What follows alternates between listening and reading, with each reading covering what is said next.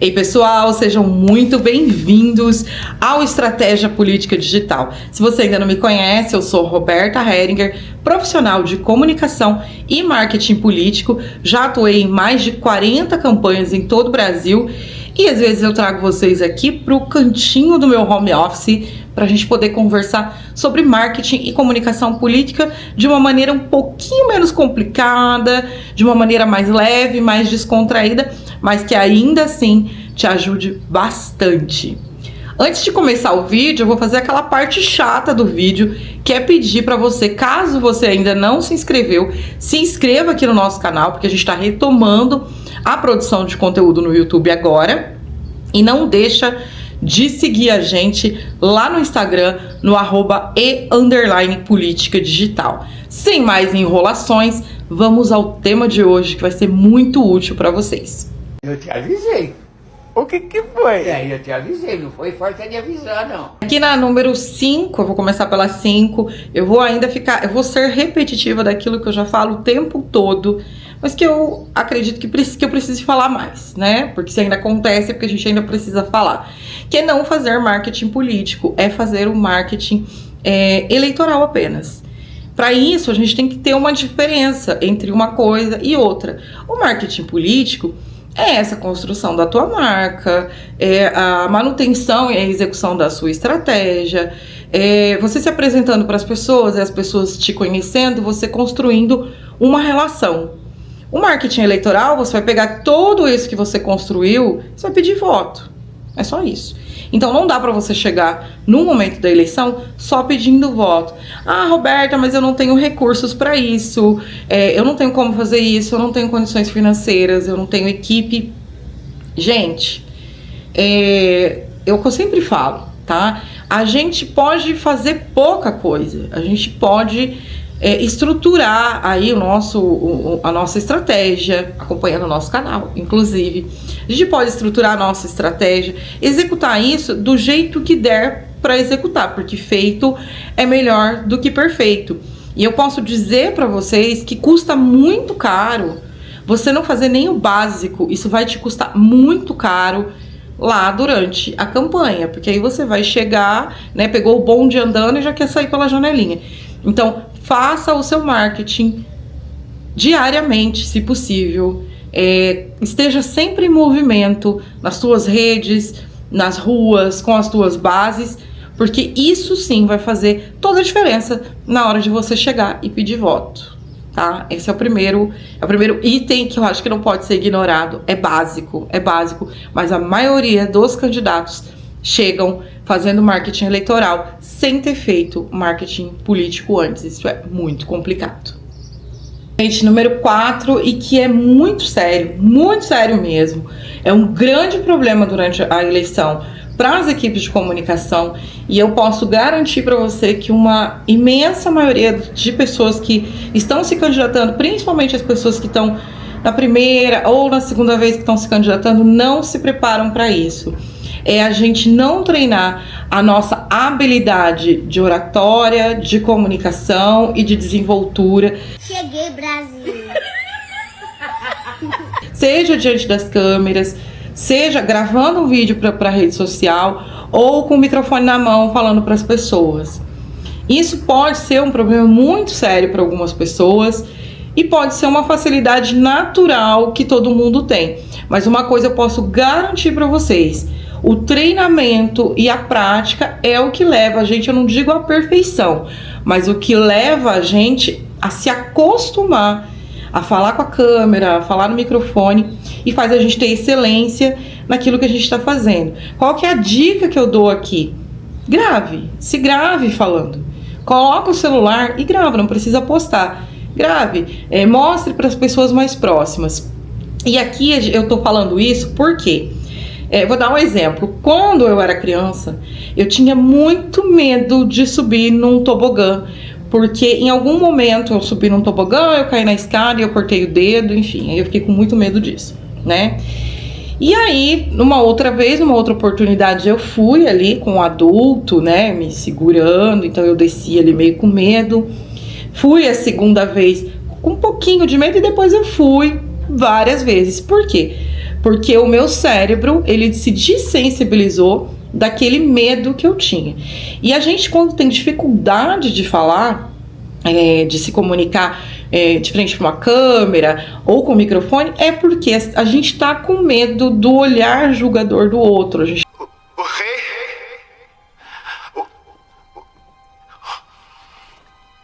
está com medo de falhar.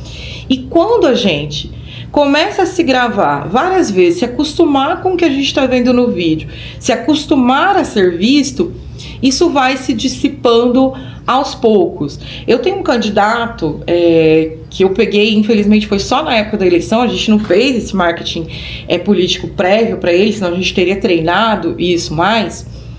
E aí a gente começou a campanha e era muito difícil, ele tinha que gravar frase por frase, e ele suava frio, era muito difícil. E aí eu falei, bom, a única opção que eu tenho aqui é gravar muito, muito, muito até ele acostumar, só que a gente já estava na campanha. E aí ele foi acostumar já no final da campanha, ou seja, a hora que a brincadeira de descer o tobogã começou a ficar boa, ele teve que parar, porque já estava acabando. Então, a recomendação que eu dei para ele, não pare, continue gravando.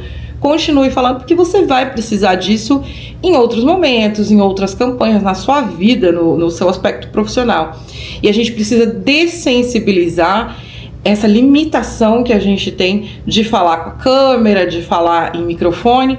E quem tá falando aqui é uma pessoa que já sofreu muito com isso, gente. Eu não conseguia me ver no vídeo, eu não conseguia gravar, e eu fui dessa forma começando a desensibilizar essas limitações que eu tenho. E é claro, se você precisar de ajuda de um fonoaudiólogo, se você precisar de ajuda até de um terapeuta, para você conseguir se expressar melhor, faça. Use todos os recursos para que a sua comunicação fique clara, fique bacana, aconteça de forma mais fluida. Então, isso é muito importante. Eu sempre trago isso para as pessoas que me contratam, para os políticos que me contratam. Treinar, falar e conversar bastante diante da câmera e com o microfone na mão. E agora lá vem ela, com o terceiro item dessa lista, que eu coloquei aqui para bater ponto mesmo, porque eu não vou deixar de falar, gente. Porque vai, chata, fala. Fala, chata. Eita, como é o básico, é o mínimo que alguém que está se candidatando precisa ter. Uma pauta clara. Então o erro é não ter pauta clara. Você precisa ter uma pauta clara, você precisa levantar uma bandeira, pelo menos que seja uma, mas precisa falar, você é o fulano que defende a educação, você é a fulana que defende as pautas das mulheres, você é o fulano da causa animal. Alguém precisa te reconhecer, as suas ideias precisam ser claras, entendeu? Não precisa necessariamente ter tanta rigidez, mas precisa ter pauta, né? Para que você possa se comunicar e entender com quem você precisa falar, o que você precisa falar e como você precisa falar. Eu trouxe esse item só para bater ponto aqui nesse vídeo, mas para reforçar para vocês que quem não tem pauta clara fica falando nada e ninguém entende nada do que tá falando e já sabe o que acontece, né? Não dá certo. E agora, número 2, não se preparar emocionalmente para a campanha. Parece bobo isso, mas vocês já pararam para pensar que quando o nosso emocional não tá bom, a gente não tem uma capacidade de racionalizar, de gerenciar as coisas ao nosso redor, de se comunicar com as pessoas com clareza? O que acontece? Geralmente as pessoas ignoram esses itens que eu falei aqui. Elas não se preparam emocionalmente para a campanha. Elas não têm as coisas muito definidas ali na campanha dela. Chega na campanha, que é um tiro curto, um tiro rápido, fica enlouquecido, deixa todo mundo maluco. Isso eu tô falando não só de candidatos, mas eu tô falando também do pessoal da equipe, do pessoal que ocupa aí funções importantes e decisivas nas equipes. E aí a tendência é dar muito errado, né? A tendência é dar muito errado, porque se você não tá bem, você vai deixar a sua equipe mal vai fazer um monte de meleca, entendeu? O que eu tô fazendo aqui? Eu quero a minha casa, eu quero a minha mãezinha. E você começa a se perder aí na história, na conversa toda. Então, Algumas coisas que eu sempre falo pro pessoal que eu trabalho, ou cliente, ou consultoria, qualquer forma que eu esteja ativa nas campanhas, antes eu sempre recomendo que primeiro, né, se organize bem, né, deixe as coisas prontas para que na campanha você possa fazer campanha e não ficar apagando incêndio o tempo inteiro. Inevitavelmente vão ter alguns incêndios durante a campanha. Mas se a gente se organizar, se a gente estiver bem alinhado com a nossa equipe, a gente já evita um pouco de apagação de incêndio. Outra coisa que a gente pode e deve fazer é, de repente, nesse período, você ter um acompanhamento psicológico para você saber lidar com aquelas dificuldades. Não só nesse período, né, gente? Acho que todo mundo precisa de acompanhamento psicológico e terapêutico para a gente conseguir racionalizar melhor, para a gente conseguir se colocar diante dos desafios da vida de uma maneira muito mais assertiva. Tenha uma rede de apoio, tenha pessoas que você confie e, assim, escapar em algum momento da loucura da campanha. Eu sei que é muito difícil a gente se desligar, mas é muito necessário que você tenha ali momentos que a campanha não é o centro do mundo, o centro do universo. Porque senão, além de você prejudicar a sua campanha de uma maneira muito significativa, você vai sair dela de um jeito que muitas vezes você não vai querer nem voltar a ser candidato, que pode ser bastante traumático. Então, se cerque de todas as coisas que te fazem bem, né? Se prepare antes, se organize antes e trabalhe bem aí o seu mental, seu campo mental, para você saber que vai ser um período exaustivo, que vão ter alguns incêndios para você apagar, que você vai passar uma raiva, que você pode ter algumas decepções, alguns dissabores. Filhotes da ditadura! Todos engordaram na ditadura! Intervalo, por favor. Eu gostaria por gentileza, que a... Mas que isso não pode prejudicar o objetivo principal, que é a sua eleição, tá? Vamos voltar a falar sobre isso, de repente trazendo algum profissional que possa nos auxiliar, dando dicas aí um pouco mais amplas, mas eu quero muito que vocês pensem nisso com carinho, porque vai fazer toda a diferença na campanha de vocês, tá bom? Agora, o primeiro é você não saber a função exata de cada membro da sua equipe. É você não fazer uma gestão, um planejamento, definir as tarefas, definir as atividades. Ora, se eu tenho um projeto que precisa ser executado para a minha campanha, para a minha pré-campanha, eu preciso saber exatamente quem faz o quê. Porque se eu não souber quem faz o quê e algo der errado nesse caminho, eu não vou saber com quem conversar, eu não vou saber como manejar esse problema. Isso acontece mais do que vocês possam imaginar, não só em campanha, mas em comunicação de gabinete.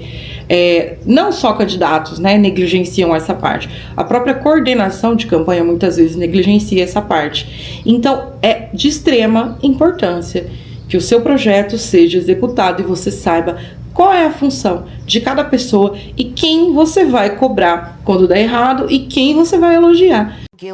Eu não gosto de trabalhar com quem não tem o nosso nível. Quando vai dar certo. Se você precisar fazer alguns ajustes ali no caminho, você também vai saber exatamente onde é que está o buraco na execução desse projeto. Se você não tiver isso muito claro, é muito difícil também que você consiga ter algum sucesso. Mas, Roberta, eu não tenho equipe. Minha equipe é 2, 3 pessoas, ou só eu e mais 2 pessoas. Então é importante, ainda assim, que cada um tenha a sua função bem estabelecida. Agora, se você tem uma equipe aí com 5, 6, 10 pessoas, aí então que realmente você precisa fazer uma gestão de equipes, uma gestão de quem está fazendo o quê, de qual é a função de cada um, de uma maneira muito mais assertiva e eu diria até rígida nesse momento. Não se esqueça, candidato. Essa vai ser, acho que, a última coisa que eu quero deixar aqui para vocês. A responsabilidade sobre a sua campanha é sua. Quantas pessoas você xingou hoje? Quantas pessoas você amaldiçoou hoje? Quanta gente você já falou que é culpada pelo teu fracasso? Seu fracasso é você mesmo. Então, contrate profissionais que você confia e saiba bem o que cada um precisa fazer. Fazer uma boa gestão da sua campanha é fundamental para você ter sucesso. Fazer uma boa gestão de qualquer coisa que você se proponha a fazer na vida é fundamental, mas durante esse período muito curto é necessário que tenha essa organização prévia para você não surtar e para você não sair da eleição com um fracasso, com uma derrota, porque simplesmente houve uma desorganização muito grande na sua campanha. Se esse vídeo fez sentido para você, deixa aí nos comentários, nem que seja um emoji, para ajudar a gente a engajar o vídeo, para ajudar que o nosso conteúdo seja distribuído pelo YouTube. Eu vou ficando por aqui e agradeço a sua companhia aqui no meu cantinho mais uma vez. Não pode dar parte. Não lhe dou a parte porque ele é antirregimental. Não lhe dou a parte. Não dá porque não pode. Não dou. Não lhe dou a parte. O filhote da ditadura. Não, senhor. Está aqui se Não lhe dou a parte. O senhor tenha respeito. Filhote da ditadura. Desequilibrado. Não tem coragem de defender a ditadura. Não tem coragem de defender seus chefes. É uma pena que é um desequilibrado. Passou 15 anos no estrangeiro, não aprendeu nada. E o pior é que não esqueceu nada. O pior é que não esqueceu nada. Isso que é o pior. Continuou o mesmo que quando foi, não esqueceu nada. Eu faço uma Olha como está de malufista aqui dentro, hein? Este debate... Tudo aí malufista. Malufistas. Filhotes da ditadura. Todos engordaram na ditadura. Intervalo, por favor. Eu gostaria, por gentileza, que a plateia não se manifestasse. Os que mamaram. Intervalo, por favor.